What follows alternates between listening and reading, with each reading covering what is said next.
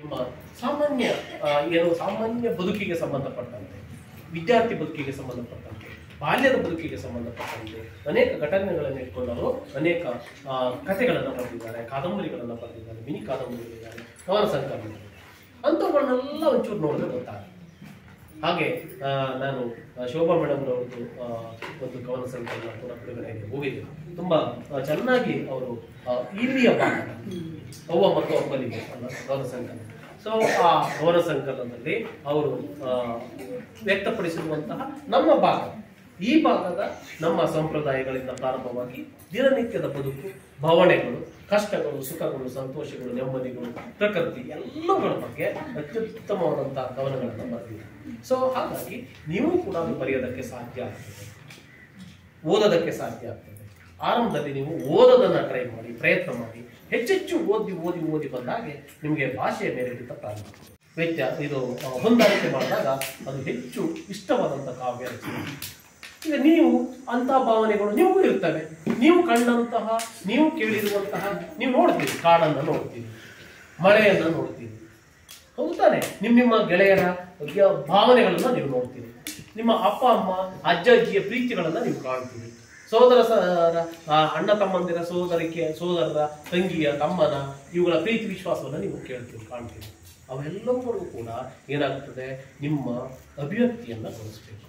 ಅದು ಮತ್ತೊಮ್ಮೆ ಯೋಚಿಸಿ ನೀವು ಬರೆಯುವಂತ ಕೆಲಸ ಮಾಡಿ. ಆಗ ಬರೆದಾಗ ಅದೇನಾಗುತ್ತೆ, ನಿಧಾನ ಒಂದೇ ಸಾರಿ ನಮ್ಮ ಕಾವ್ಯ ರಚನೆಗಳು, ಕಾವ್ಯ ಅಂತಲ್ಲ ಯಾವುದೂ ಕೂಡ ತಕ್ಷಣವೇ ನಾವು ಅದನ್ನು ಉತ್ಕೃಷ್ಟತೆಯನ್ನು ಸಾಧಿಸ್ತೀವಿ ಅಂತ ಹೇಳಲಿಕ್ಕಾಗಲ್ಲ.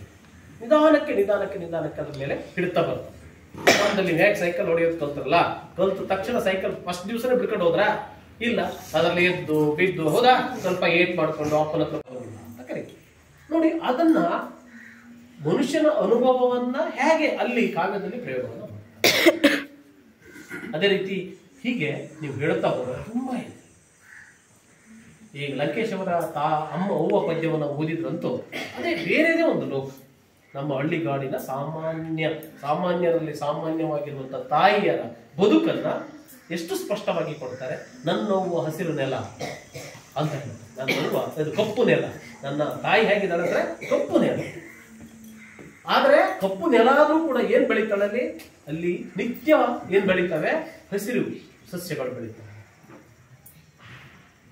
ತರಕಾರಿಗಳು ಬೆಳೀತವೆ, ಕಾಳು ಪಲ್ಯಗಳು ಬೆಳೀತವೆ. ಅಂದ್ರೆ ಅಲ್ಲಿ ಅವಳ ಭಾವನೆಗಳು, ಅವಳ ಅಭಿವ್ಯಕ್ತಿಗಳು ಬೇರೆ ತರ ಇವೆ.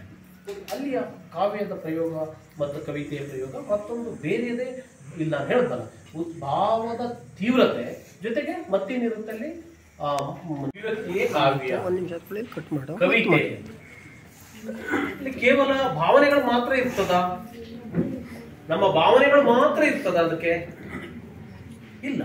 ಅಲ್ಲಿ ಮತ್ತೇನು ಕೆಲಸ ಮಾಡುತ್ತೆ ಅಂದ್ರೆ ನಮ್ಮ ಯೋಚನೆಗಳು ಕೂಡ ಕೆಲಸ ಮಾಡುತ್ತೆ.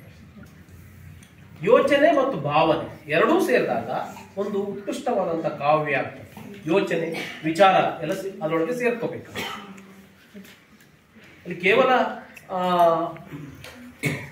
ಭಾವನೆಗಳು ಮಾತ್ರ ಇದ್ರೆ ಆಗೋದಿಲ್ಲ, ಅದಕ್ಕೆ ವಿಚಾರಗಳು ಸೇರ್ಕೊಳ್ಬೇಕಾಗ್ತದೆ.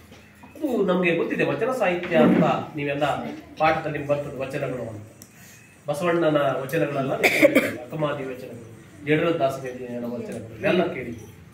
ಅವೆಲ್ಲರೂ ಬರ್ತದೆ. ಬಸವಣ್ಣನ ಒಂದು ವಚನ ಹೇಳ್ತದೆ, ಮನೆಯೊಳಗಿನ ಬೆಂಕಿ ಮನೆಯ ಸುಟ್ಟಲ್ಲದೆ ನೆರಮನೆಯ ಸುಡದು. ನೋಡಿ, ಇಲ್ಲೇನಿದೆ, ಭಾವನೆ ಇದೆ,